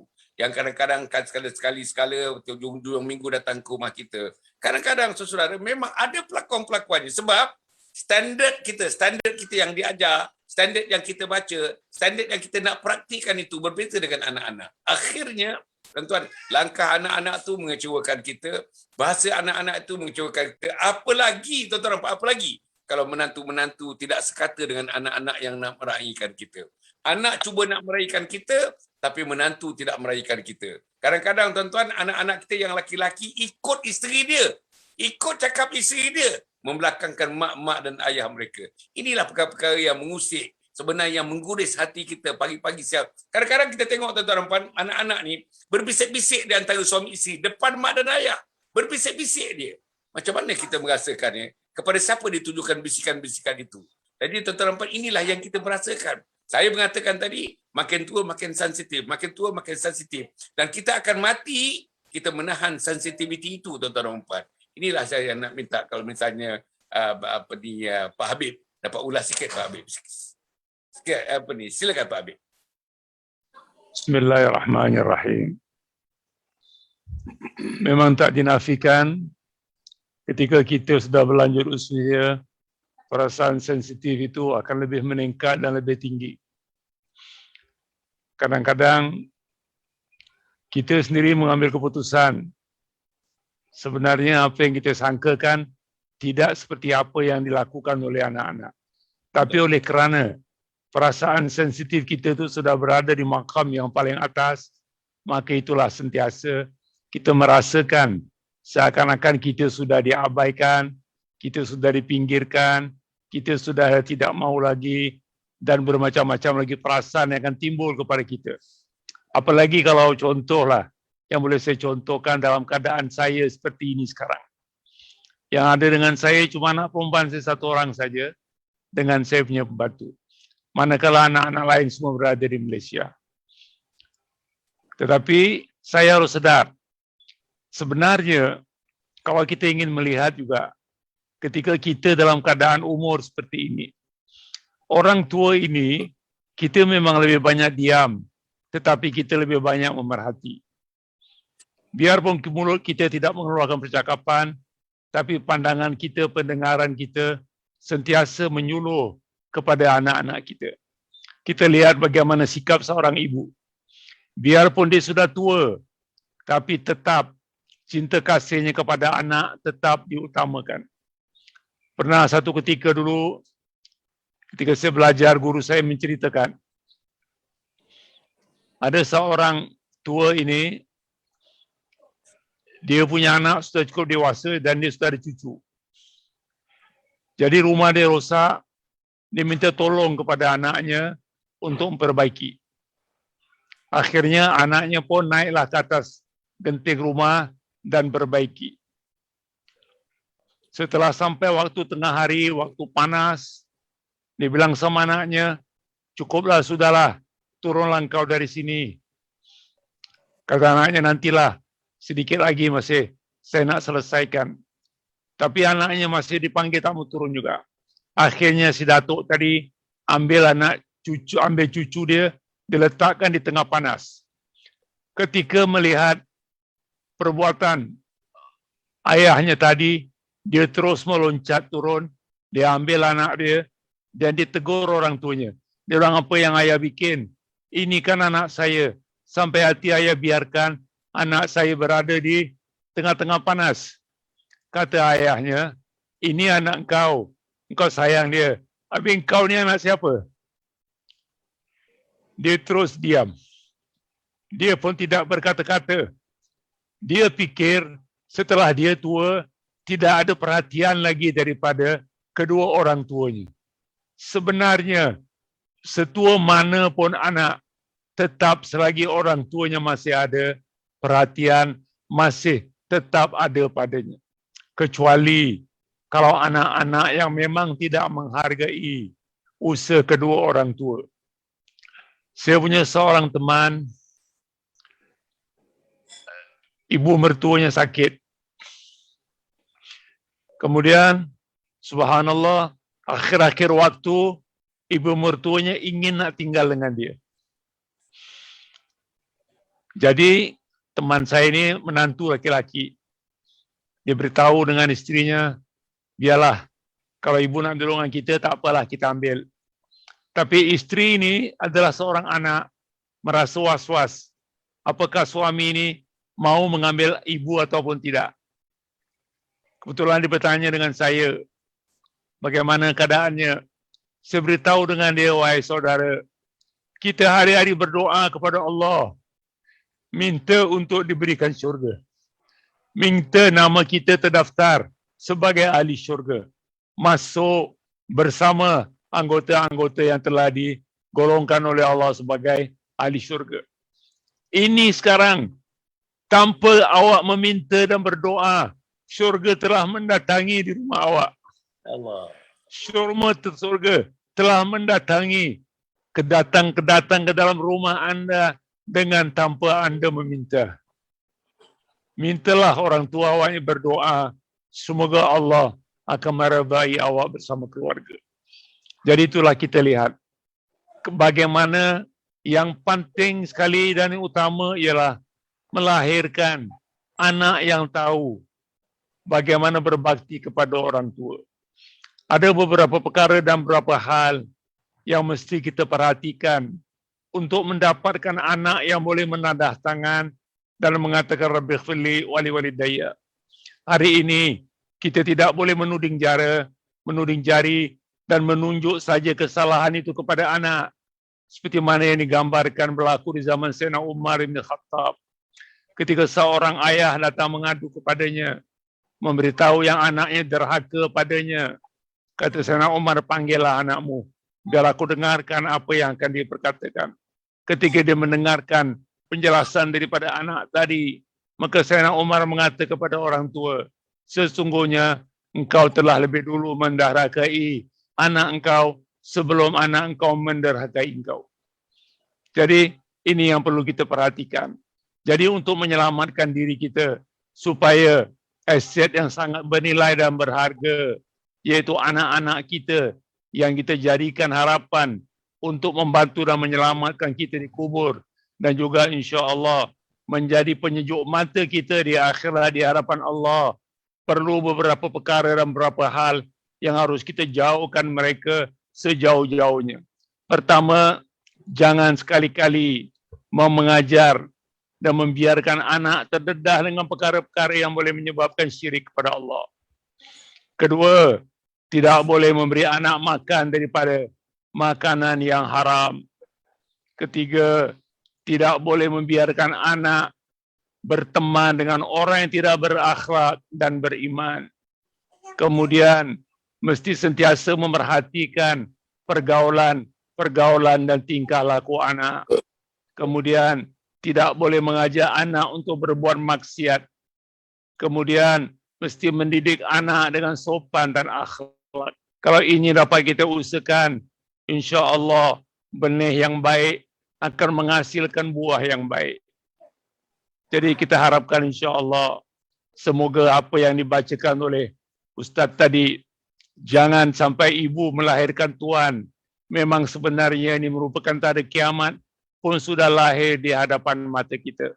Satu ketika ada seorang pemuda datang ke dalam masjid dalam satu majlis, dia mendengarkan pengajian daripada seorang syekh. Selepas pengajian, dia bertanya kepada syekh, bolehkah saya bertanya? Kata syekh tadi, silakanlah. Maka anak muda tadi mengatakan, ibu saya menumpang di rumah saya. Kata syekh apa? Cuba ulang soalanmu. Dia ulang lagi, ibu saya menumpang di rumah saya. Diulangnya lagi kata syekh, cuba awak ulang soalan. Akhirnya anak muda ni agak seperti marah. Dia bilang, syekh, soalan saya belum selesai, awak sudah menyekat saya. Syekh itu bilang, soalan kau salah, bagaimana boleh aku menjawabnya? Sesungguhnya engkau dan segala harta yang kau miliki adalah milik mak engkau. Bagaimana engkau boleh bilang yang mak engkau menumpang pada rumah engkau? Jadi begitulah tingginya kedudukan makam kedua orang tua yang telah dimuliakan oleh Allah Subhanahu wa taala. Dan terakhir sekali, saya ingin benar-benar mengharapkan semoga program-program yang diadakan di masjid kita, di mana tempat pun, mulalah merubah ke langkah sedikit. Cubalah adakan topik-topik yang perlu kita usahakan untuk mengeratkan hubungan anak dan ayah, kewajipan orang tua dan anak, bagaimana mereka harus bersikap. Kerana kita kebiasaannya mendengarkan pengajian-pengajian di masjid, jarang yang membicarakan tentang bab munakahat yang menyangkut masalah sampai kepada tingkatan penghormatan kepada kedua orang tua. Jadi kita mengharapkan semoga topik-topik yang akan membawa hubungan antara anak dan ayah dan ibu, suami isteri, itu dapat didengarkan oleh generasi-generasi yang mendatang. Contohnya sekarang, jarang sekali kita mendengarkan di antara guru-guru agama menceritakan tentang masalah munakahat. Sama sekali tidak ada. Makanya kita dapati banyak perceraian. Baru 1 malam kahwin dah bercerai. 1 minggu kahwin sudah bercerai. 1 bulan kahwin bercerai. Dapat anak belum 1 hari sudah bercerai. Kerana apa? Pengetahuan tentang perkahwinan tidak pernah diajarkan. Apalagi orang mau membeli buku dan membaca tentang perkahwinan. Jadi saya mengharapkan insya-Allah moga-moga program seperti ini khususnya di Anjung Sabah insya-Allah ketika program sudah berjalan ini perlu diadakan. Semoga apa? Semoga datuk-datuk yang menjaga anak-anak cucu, khususnya datuk sekarang banyak yang menjaga cucu. Ya, khususnya di Singapura. Jadi bagaimana mereka berperan dari kecilnya cucunya tadi saya dapat dididik, ditunjuk ajarkan bagaimana untuk menghormati orang tua dan orang-orang yang sebaya dengan mereka. Wallahu a'lam. Alhamdulillah. Tuan-tuan dan puan ya, saya tak mampu nak mengulas lagi tuan-tuan apa yang dicurahkan oleh Pak Habib kita tuan-tuan dan puan tentang hubungan anak-anak dengan ibu dan ayah mereka dan apa yang berlaku, apa expectation kedua-duanya tuan-tuan dan puan, terutama ibu dan ayah terhadap anak-anaknya. Tetapi yang pentingnya apa yang diinginkan oleh Nabi Muhammad sallallahu alaihi wasallam dan apa yang telah diperintahkan oleh Allah Subhanahu wa taala supaya kita mendepankan ibu dan ayah lebih daripada segala. Selain daripada syirik kepada Allah Subhanahu wa taala, jangan syirik, jangan kita menderhaka kepada ibu dan ayah. Saya nak pergi kepada Ustaz Abdul Rahman. Ustaz ya, ini berlaku dalam dunia sekarang ini, di Malaysia lah. Saya tak tahu di Brunei, saya tak tahu di Singapura dan tak tahu di Indonesia. Okey, bagi anak-anak yang berjaya dalam kerja, berjaya dalam bisnes, alhamdulillah hidup dalam keadaan yang agak selesa. Jadi yang paling mudah bagi mereka, walaupun ada 4-5 orang adik-beradik, semuanya atas nama desakan-desakan untuk meneruskan kerja, untuk memajukan perniagaan, untuk memajukan kerja dan sebagainya, dia menganggapkan menumpukan perhatian kepada ibu dan ayah ni agaknya dari segi pertimbangannya mungkin ada cara alternatif yang lain. Alternatifnya ialah yang pertama dapatkan orang gaji. Yang kedua dapatkan orang yang merawat. Dia ada duit, anak-anak ada duit. Yang ketiga, kalau dia tidak bersetuju, mak bapak tak setuju diam dengan anak, letakkan satu tempat yang paling selesa. Pilihlah tempat yang mana paling selesa. Okey, segala-gala dari segi material, physical material yang diberi dengan baik. Tetapi soal emosi, soal kasih sayang, soal sentuh-menyentuh, pandang-memandang, meraih antara anak dengan ibu dan ayah, itu tidak diambil perkiraan. Agaknya macam mana Ustaz? Ustaz, kalau Ustaz berumur macam saya, berumur macam Pak Habib ni, berumur macam Pak Om ni, Pak Zarum, agaknya macam mana kan? Bolehkah anak-anak berbuat yang sedemikian? Okey, dia berada, dia boleh buat, dia boleh menyarai, dia boleh bagi semua sekali kemudahan, tetapi kemudahan emosi tak dia bagi. Kemudahan kasih sayang yang tulus ikhlas daripada hati seorang anak tak dapat diberikan. Kemudahan untuk tuan-tuan, untuk kata orang sentiasa berada di sisi ibu dan ayah tidak dapat diberikan oleh kerana tugas, tanggungjawab dan kerja masing-masing. Bolehkah penggantian-penggantian alternatif macam itu dibuat untuk menggantikan kononnya anak yang tidak mampu nak berikan perhatian, tapi yang lain-lainnya diberikan, hanya masalahnya ialah masalah kasih sayang itu tidak dapat diberikan secara yang sepatutnya yang ditunjukkan oleh seorang anak kepada ibu dan ayah. Macam mana ya Ustaz? Bismillahirrahmanirrahim. Alhamdulillahirabbil alamin wassalatu wassalamu ala asyrafil anbiya'i wal mursalin sayyidina wa syafi'ina wa habibina wa maulana Muhammad wa ala alihi wa sahbihi ajma'in. Alhamdulillah, subhanallah, masya-Allah. Apa yang dihadapi seperti mana yang diajukan oleh Yang Berbahagia Datuk bukan setakat di Malaysia, bahkan saya rasa di mana-mana tempat lah dalam situasi ketika masa ini dengan banyak-banyaknya kerja, maka Allahumma salli ala Sayyidina Muhammad, maka mengikut pandangan peribadi saya sendiri, maka dipahami bahawasanya anak itu telah pun sedaya upayanya untuk berlaku baik kepada kedua ibu bapanya. Namun berkhidmat dengan kedua ibu bapa ini bukanlah setakat dengan barang-barang material sahaja. Bahkan ikut juga ialah menyenangkan hatinya. Adakah memadai dengan macam itu? Apakah lagi perkara yang menyenangkan hatinya? Bahkan dalam satu hadis Rasulullah SAW pernah ditanyakan, pernahlah taatlah waktu itu Sayyidina Umar bin Khattab radhiyallahu taala anhu memerintahkan kepada anaknya untuk menceraikan isterinya. Sayyidina Ibn Khattab memerintahkan kepada anaknya untuk menceraikan isterinya. Sedangkan anak Sayyidina Umar ini sayang sungguh akan isterinya ni. Dia mahu untuk menceraikan. Kemudian diajukanlah kepada Rasulullah SAW tentang isu ini. Maka apakah jawapan Rasulullah SAW? Maka kata Rasulullah SAW, patuhilah arahan ibu bapamu, patuhilah arahan ayahmu. Maka bagi saya secara peribadi, maka ketani ataupun kita hendaklah mencari jalan solusi yang terbaik kepada si ayah, yang membuatkan si ibu dan si ayah membuatnya redha. Carilah jalan yang terbaik. Contohnya tadi berundinglah ataupun buatlah perbincangan dengan adik-beradik yang lain macam mana sepatutnya ketani menjalani ataupun melayani kedua ibu dan ayah agar bersetujuan ini jangan terasa sepi. Mungkin dapat diusahakan beredar-edar, contohnya berikan jadual hari ini siapa pulang, hari ini siapa yang melayan, berikan jalan yang terbaik. Dan kedua ibu bapa pun hendaklah juga terus mendoakan kepada anak-anaknya, kepada doa-doa yang baik. Janganlah berhati-hatilah dalam melafazkan kata-kata.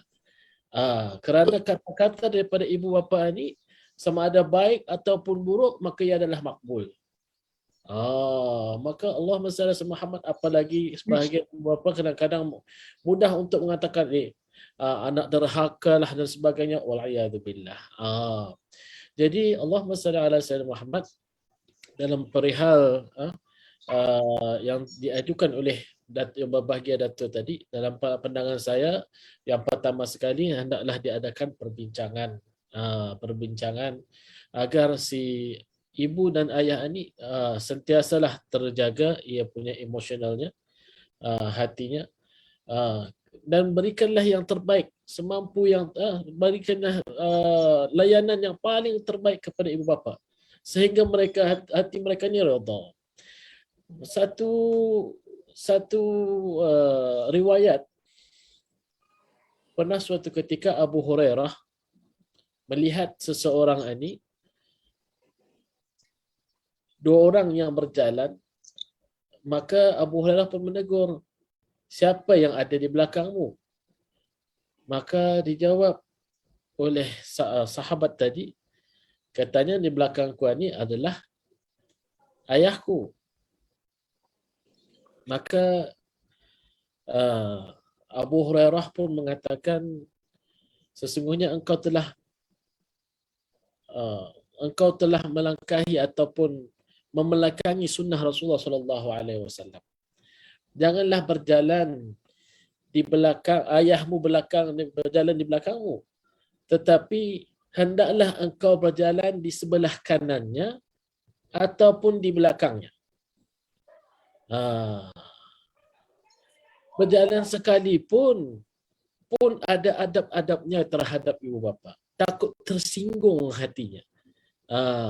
Berjalanlah di belakang ataupun di sebelah kanan. Dan jangan ada biarkan sesiapa yang memisahkanmu antara kau dengan ayahmu. Allahu Akbar. Satu. Yang kedua, jangan engkau mengambil makanan selagi bapa mamamu dulu ambil makanan. Saya akan memerhatikan di sini berapa sensitivitinya kita ni menjaga perasaan ibu bapa tu. Apalagi dalam hal-hal seharian. Saya belum habis lagi Abu Hurairah tadi. Jangan dulu makan selagi bapa mamamu dulu ambil dulu makanan. Takut-takut yang akan diambil itulah yang akan diambilnya. Itu yang kedua. Yang ketiga, kata Abu Hurairah, jangan lama-lama menatap pandangan wajah ayahmu. Pandangan sekalipun harus jaga. Yang keempat, kata Abu Hurairah, jangan duduk selagi mana bapa mamamu belum duduk. Yang kelima, jangan tidur selagi bapa mamamu belum tidur. Allahu Akbar. Kenapa? Mana tahu ada hajat daripada ibu bapa. Maka itulah yang diajarkan oleh Sayyidina Abu Hurairah. Betapa kita ni harus sensitif terhadap kepada ibu bapa ni. Menjaga hatinya. Termasuklah juga kehidupan masa ini. Kita ni harus sensitif. Adakah memadai dengan aku membagi wang? Adakah memadai dengan aku bagi tempat tinggal? Adakah memadai? No. Jadi buatlah perbincangan sehinggalah kita ni benar-benar yakin hati bapa mama kita ni, hati ibu dan ayah kita ni benar-benar redha dengan tindakan kita ni. Selagi itu, maka selagi mana kita ni mampu untuk berkhidmat, maka selagi itulah seperti mana yang disebutkan tadi. Ini merangsang kepada anak-anak untuk berkhidmat dengan ibu bapa. Walau susah macam mana pun, walau sibuk macam mana pun, lakukanlah yang terbaik kepada ibu bapa. Satu hadis Rasulullah SAW ketika naik mimbar, yang Rasulullah katakan amin, amin, amin, kata Rasulullah. Salah satunya ialah kata Jibril alaihi salam, jauh daripada rahmat Allah Subhanahu wa taala orang yang masih ada ibu bapanya tetapi tidak menyebabkan ia masuk ke syurga. Kenapa? Peluang waktu ada ibu dan ayah inilah peluang yang bernilai untuk memudahkan dia masuk ke dalam syurga Allah Subhanahu wa taala. Maka jangan lepaskan peluang ini. Kata Sayyidina Umar Ibn Al-Khattab, waktu seseorang yang ingin bertaubat kepada Allah, kata Sayyidina Umar Ibn Al-Khattab, orang itu membunuh, orang itu telah membunuh, ingin bertaubat. Kata Sayyidina Umar, adakah engkau mempunyai ibu dan ayah? Tidak, katanya. Aku hanya punya ayah. Kalau macam itu berbaktilah dengan ayahmu. Sungguh aku hendak tahu sesuatu amalan yang lebih mendekatkan diri kepada Allah, yang lebih tinggi, yang lebih besar pahalanya selain daripada berbakti kepada kedua ibu bapa. Maka janganlah ambillah peluang ini seperti mana kata Pak Zarum tadi, katanya. Ambillah peluang ini. Walaupun macam mana ada pembantunya, ada taninya, ia sendiri yang membuat. Ambillah peluang ini untuk kita ini berkhidmat dengan kedua bapa kerana ganjarannya sangat besar. Wallahu taala alam. Masya-Allah. Para penonton yang hormati sekalian ya. Tuan-tuan dan puan ya, rasanya perbincangan kita ni masya-Allah tuan-tuan ya, dah sampai kepada penghujung sebenarnya. Kita nak pergi kepada dua lagi tuan-tuan dan puan ya. Tapi kan saya rasakan tuan-tuan butir-butir yang diberi perbincangan ini tidak seperti biasa tuan-tuan ulasannya. Ayat Qurannya seperti biasa, hadisnya kebanyakan seperti biasa, tapi ulasan ini pada saya tidak seperti biasa. Luar biasa ulasan-ulasan yang diberi oleh Pak Syekh Abdul Rahman Al-Habsyi, kemudian Ustaz Abdul Rahman Ajak, kemudian Pak Nur kita, dan juga Pak kita, tuan-tuan dan puan Inilah tuan-tuan kalau ada anak-anak kita, patutnya anak-anak kita berada di depan kita sekarang ni tuan-tuan, sedang melihat. Kalau misalnya melalui komputernya, melalui tabnya, melalui teleponnya, inilah tuan-tuan tidak akan dapat dah. Saya yakin perbincangan, cara kita berbincang petang ini tuan-tuan, 4 orang ni ahli panel ni, saya rasa susah nak dapat tuan-tuan, betul-betul susah nak dapat cara penyampaian dan cara analisanya. Tuan-tuan, dan kes-kes yang disebutkannya itu bagi saya sebagainya adalah baru tuan-tuan. Misalnya tadi Hasan Hussein tidak akan selesa bermakan bersama dengan ibunya Sayyidatul Fatimah, takut-takut kalau benda bahan-bahan yang nak dimakan itu dimakannya terlebih dahulu, sedangkan makan itu diinginkan oleh ibunya. Tentang benda-benda yang macam ini saya tak pernah dengar tuan-tuan dan puan. Para penonton, saya nak balik kepada Ustaz Nur Redha Ustaz, kita berbakti ni dengan ibu dan ayah ni tidak putus. Dan hidupnya setelah dia meninggal dunia pun tidak putus. Kan? Maknanya kasih dengan ibu dan ayah ni tak putus. Waktu dia hidup pun kita kasih, waktu meninggal dunia pun kita kasih. Ustaz dengan bagi tahu para penonton kita, kalau ibu dan ayah sudah meninggal, ibu atau ayah sudah meninggal, atau kedua-duanya sudah meninggal, apalagi gambaran hubungan cinta, kasih sayang kita dengan ibu dan ayah. Apa yang patut dilakukan oleh seorang anak untuk menggambarkan kasih sayang tersebut kepada ibu yang telah pergi bertemu dengan Allah Subhanahu Wa Taala. Sila Ustaz. Bismillah, Allahumma salli ala Sayyidina Muhammad. Ada beberapa perkara yang dibahas oleh para ulama mengenai bakti selepas kedua orang tua dah tak ada. Yang pertama adalah membayar utang dan kewajiban mereka baik kepada Allah dan juga kepada manusia. Yang kepada Allah seumpama mereka belum melaksanakan haji, ada qadaan puasa, ada zakat atau nazar. Bahkan Al-Imam Subki juga menyatakan qada salat patut diqadakkan oleh ahli waris, bahkan boleh oleh orang lain. Bahkan dalam sebahagian kitab fikih mazhab Syafi'i disebutkan tentang salat hadiah, walaupun secara kedudukan taklah berapa kuat, akan tetapi makna dan kandungannya boleh kita maknakan untuk menghadiahkan pahala kepada mereka. Ini yang pertama, membayarkan utang mereka. Yang kedua adalah beristighfar kepada mereka. Sebagaimana yang disebutkan dalam hadis, idza mata ibnu adam inqata' min amalihi illa min salah satunya adalah awaladin salihin yad'ulah dalam sebagian tafsiran disebutkan yastaghfirullah, memintakan ampunan. Dalam hadis yang lain disebutkan bahwa apabila nanti di hari kiamat ramai orang-orang tua yang terkejut sebab mereka mendapatkan satu fadilah, satu karunia yang besar daripada Allah. Lalu mereka pun bertanya kepada Allah, min anna hadza, daripada manakah kami dapatkan ini ya Allah? Sebab amalan yang mana? Nah, lalu Allah Subhanahu Wa Taala menjawab kepada mereka, bistighfari waladikuma ba'dakuma, dengan adanya istighfar kedua, dengan adanya istighfar anak kalian selepas kalian meninggal.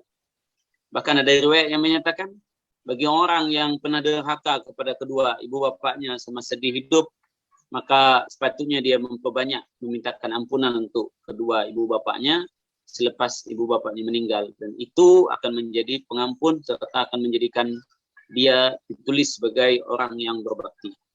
Kemudian yang selanjutnya adalah ziarah kubur mereka, sebagaimana dalam hadis juga disebutkan oleh Imam Ibnul Qayyim dalam kitab Ar-Ruh, Imam Suyuti dalam Syarh Sudur, dan juga di dalam kitab Busral Kaib, serta Imam Qurtubi dalam Tazkirah disebutkan sunahan ziarah kubur pada hari Jumat, kemudian membacakan Yasin. Nah, dalam hadis surat Imam Ibnu Jauzi juga disebutkan dalam kitab Jami' As-Saghir, qabra walidayhi aw ahadihima yaumal jumu'ati faqara'a indahuma Yasin kutiba barran wa ghufira lahu. siapa yang ziarah kubur mak ayah dia pada hari Jumat, lalu dia membacakan Yasin di sana, maka dosa mereka akan diampuni serta akan ditulis dia menjadi anak yang berbakti. Hadis ini walaupun dhaif, akan tetapi boleh kita jumpai di dalam fikih 4 mazhab. Ada di dalam keseluruhan fikih di setiap mazhab. Ada anak tulis di dalam salah satu buku dalil mengamalkan Yasin. Salah satunya Yasin yang sunnah dibaca masa ziarah kubur mak ayah pada hari Jumat. Kemudian salah satunya lagi yang disebutkan dalam hadis adalah menyambung silatihima, hubungan yang mereka pernah sambung kepada yang lain. Macam mana Rasulullah menyambung hubungan kepada kawan-kawan Sayyidatuna Khadijah al-Kubra. Macam itu juga kepada kawan-kawan ayah dan mak baginda Nabi SAW. Dan ini menjadi salah satu cerita yang luar biasa khususnya di Ahlul Bait. Macam mana Sayyidina Hasan Husain, Abdullah bin Ja'far dan seterusnya. Nyambung hubungan kepada orang yang baik kepada ayah-ayah mereka. Ini di antara amalan yang memang sepatutnya dilakukan selepas kedua orang tua meninggal. Kebaikan yang mereka lakukan akan bersambung apabila kita menyambungnya. Dan terakhir, Datuk, baru yang Anda dapatkan daripada guru Anda, kata beliau sebaiknya kita menghadiahkan seluruh amal yang kita kerjakan kepada kedua ibu bapak kita. Yang pertama, walaupun tidak kita hadiahkan, memang sampai juga lah. Tapi patutnya lagi kita hadiahkan. Kemudian, jadikan motivasi. Anak pribadi kadang-kadang malas nak solat qobliyah ba'diyah. Tapi bila ingat ni ada hadiah untuk mak ayah atau untuk Wan dan seluruh keluarga yang dah meninggal, maka kita pun menjadi lebih rajin untuk mengerjakannya. Demikian, wallahu a'lam. Alhamdulillah, alhamdulillah. Tuan-tuan dan puan, inilah saya katakan tuan-tuan dan puan, sayang sangat tuan-tuan, sayang 1000 kali sayang. Kita kalau anak-anak tidak menuntun, ibu ayah tidak menuntun, tuan-tuan, mana nak dapat tuan-tuan? Mana nak dapat? Sudah dipackage-kan, hanya disampaikan dengan secara yang sistematik begitu, tuan-tuan dan puan. Semuanya, tuan-tuan tengok perbahasan pada petang ini, pada perbincangan, sangat pada saya lah, nilainya sangat tinggi tuan-tuan. Sangat tinggi nilainya. Untuk mereka yang nak dapatkan kesedaran, mereka dapatkan ilmu, mereka nak dapatkan pendedahan, mereka nak dapatkan keinsafan, mereka nak dapatkan kesedaran. Saya rasa macam yang disebut oleh Pak Syekh kita tadi, Habib Abdul Rahman, inilah majlisnya, seperti inilah majlisnya. Kita dedahkan pada anak-anak kita. Kerana ibu bapa mungkin tak mampu, tuan-tuan, tak mampu nak memberikan pendedahan macam mana ustaz-ustaz yang mendedahkan pada petang ini, yang begitu berkesan, saya fikir insya-Allah. Kepada Pak Om yang akhir sekali Pak Om, alhamdulillah kalau kita tengok dalam kita punya hubungan mak dan ayah dengan mak ayah dan anak-anak ni, kita lihat di mana-mana pun insya-Allah kita tengok kadang-kadang ada timbul soalan masalah bila mak dan ayah meninggal tentang pembahagian pusaka ni Kenapa pusaka? Ayah meninggal, anak-anak bergaduh di antara mereka, tidak berteguran di antara mereka. Anak-anak ni tuan-tuan dan puan nampaknya sampaikan macam bermusuhan di antara mereka. Berkerat rotan berpatah arang di antara mereka tuan-tuan. Oleh kerana harta yang ditinggalkan sama ada besar atau kecil, harta itu yang tidak dapat diselesaikan. Dan sudah tentu ada kaitannya dengan ibu bapa yang sedang berada di alam barzah. Sama ada mereka duduk dalam majlis dalam taman-taman surga ataupun mereka duduk dalam rinjisan-rinjisan api neraka dan sebagainya. Jadi macam mana tentang perselisihan anak-anak terus bertelagak, terus berselisih, terus memutuskan silaturahim di antara mereka. Macam mana pendidikannya seperti ini Pak Om kepada anak-anak kita dan macam mana hubungannya dengan ibu ayah yang telah pergi meninggalkan kita. Sila Pak Om. Terima kasih Datuk. Maksudnya Sayyidina Muhammad Sayyidina Muhammad.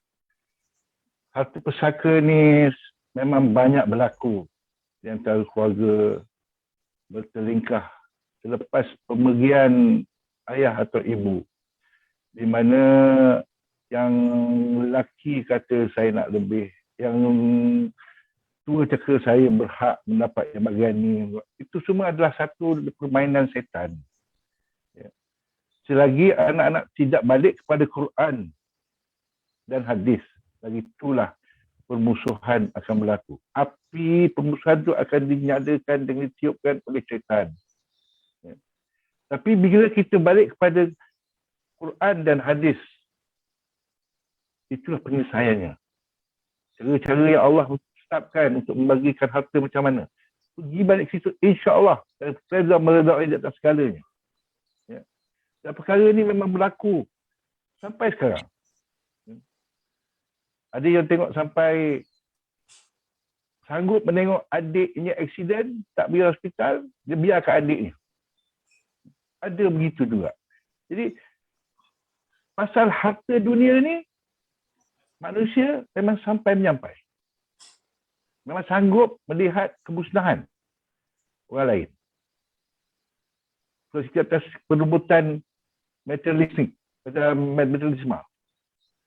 Cara untuk menyelesaikan masalah ini adalah balik pada Quran. Mak bapak kenalah didik sebelum dia pergi. Katakan, okey, harta aku banyak ni, kau bagilah macam ni. Ataupun, harta ni ikut lafaz lain. Aku tak reda jika kau ambil lebih. Dan itulah satu contohnya. Mak ayah kena didik anak. Tidak boleh tidak. Tak boleh lepas macam tu je. Mak ayah kerja keras untuk mendapatkan harta di dunia ni, untuk mendapatkan rumah, dapat tanah, mendapatkan harta ni, harta tu. Bila dia pergi, gaduh. Memang betul ibu ayahnya bagi harta pada anak. Tapi harta tu memusnahkan masa depan anak-anak. Mereka akan bertengkar dan tidak habis. Sampai ke anak cucu. Sampai anak cucu tak bertegur di antara satu sama lain dengan bapa saudara. Benda ni bukan tak berlaku, memang berlaku. Ya, jadi saya minta lah, sebagai pengajaran pada kita semua, dunia ni sementara. Yang kekalnya adalah abadi adalah akhirat. Dunia ni kita nakkan keselesaan yang diredai oleh Allah Subhanahu Wa Taala, yang diizinkan oleh Allah Subhanahu Wa Taala, bukan yang diizinkan oleh syaitan. Jadi selalunya berlaku perkara ini adalah sebabkan oleh pembakaran api oleh syaitan. Baliklah kepada Quran dan hadis. InsyaAllah bahagialah sampai ke anak cucu. Sampai ke akhirat, sampai ke syurga akan bertemu balik semua orang dalam kebahagiaan. InsyaAllah. Allahuakbar.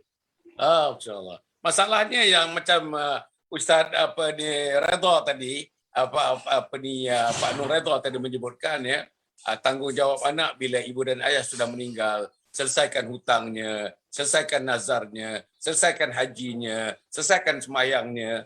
Tapi bila anak berebut harta ni, kadang-kadang nak menunaikan tanggungjawab untuk ayah tu, hutang pun kadang-kadang timbul masalah.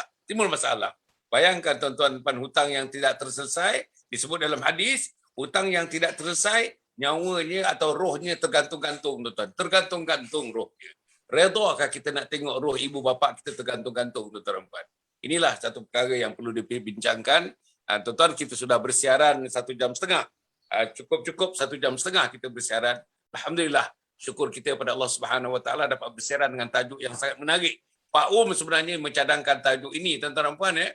Nampaknya kita telah berbincang dengan begitu baik, tuan-tuan dan puan. Keempat-empat ahli panel telah membincangkan, pada saya yang menjadi pengurusi kepada majlis ini, tuan-tuan dan puan, insya-Allah saya merasakan kita sudah menyentuh every aspect, ya. Kepada patut yang disentuh sudah disentuh, patutnya untuk ditekankan sudah ditekankan, patutnya untuk diberikan lanjutannya, penangan lanjutannya sudah diberikan penangan lanjutannya, patut diberikan ayat Qurannya sudah diberikan ayat Qurannya, patut diberikan hadisnya sudah diberikan hadisnya, patut berikan penganalisaannya sudah diberikan penganalisaannya. Begitulah tuan-tuan hebatnya program pada malam ini. Dan tuan-tuan pada petang ini, kita harap tuan-tuan insya-Allah minggu yang ketiga, jangan lupa tuan-tuan, jangan lupa minggu yang ketiga jam 5 petang. Sekarang bersiaran bukan 5 suku, tuan-tuan, bukan 5.15, jam 5 petang, oleh kerana asar sekarang ni, semua waktu semayang sekarang dipercepatkan, tuan-tuan. Lebih cepat. Sebab itu kita ada masa untuk memulakannya pada pukul 5 petang, insya-Allah. Terima kasih kepada Pak Habib Abdul Rahman Al-Habsyi. Kita doakan Pak Habib kita. Tuan-tuan doa, tolong tuan-tuan. Amin. Yang menonton siaran ini, tuan-tuan dan puan, jangan lupa sebut nama Ustaz Habib Abdul Rahman Al-Habsyi. Doakan supaya diberikan kesihatan yang baik, memudahkan anak perempuannya yang menjaga dia, tuan-tuan dan puan, dengan ikhlas, dengan hati terbuka, dengan anaknya mencurahkan sepenuh kasih sayang kecintaan. Sebab apa yang kata tadi tuan-tuan, Pak Syekh kata surga pintu surga dah didatangkan kepada kita tuan-tuan. Anak perempuan yang menjaganya, pintu surga sudah didatangkan kepada kita. Surga sudah didatangkan kepada anak-anak untuk menjaga ibu dan ayah dan sebagainya. Jangan tuan-tuan, jangan ada 2 kali fikir, jangan ada 3 kali fikir. Kerana jangan tolak pintu syurga, jangan tolak syurga Allah Subhanahu Wa Taala. Jadi terima kasih kepada Al-Fadhil Ustaz Abdul Rahman Haji Ajak daripada Brunei Darussalam. Alhamdulillah banyak yang kita belajar daripada Ustaz pada petang ini. Begitu juga kepada Ustaz Ahmad Nur, tuan-tuan, Ahmad Nur Redha daripada Bogor, tuan-tuan. Live. Kita bersiaran ni live, bukan rakaman, tuan-tuan. Ini live dan tidak ketinggalan juga. Kita ucapkan terima kasih kepada Timbalan Pengurusi Yayasan Sabha Tuan Haji Zahrum Zain yang dapat bersama dan terus bersama kita pada petang ini. Jadi atas tajuk yang diberikan oleh Ustaz oleh Haji Zahrum,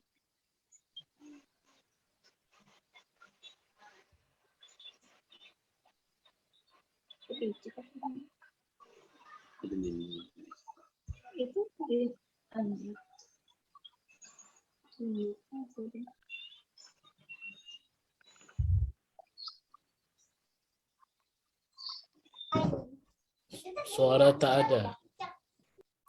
insya-Allah. Aku qouli hadza wa Allahul azim. Wassalamualaikum warahmatullahi.